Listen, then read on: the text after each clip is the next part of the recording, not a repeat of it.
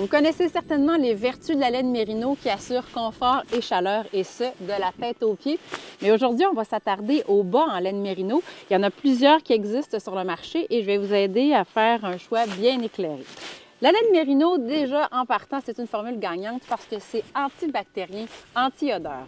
Donc, on parle des pieds ici. Que demander de plus? Vous avez certainement déjà vécu quelques petites surprises olfactives. Pourquoi pas chausser vos pieds avec des bas en laine Merino qui vont vous aider à vous débarrasser de ces petits ennuis-là. Aussi, cette laine-là, elle est thermorégulatrice.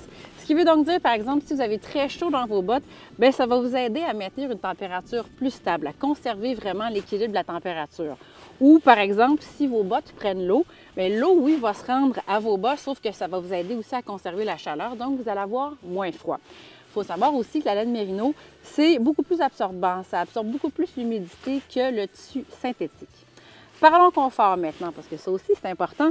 Si vous comparez avec la laine traditionnelle, la laine Merino, les fibres sont très fines. C'est très doux et ça ne pique pas non plus. Donc ça aussi, c'est à prendre en ligne de compte dans votre choix quand vous magasinez des bas.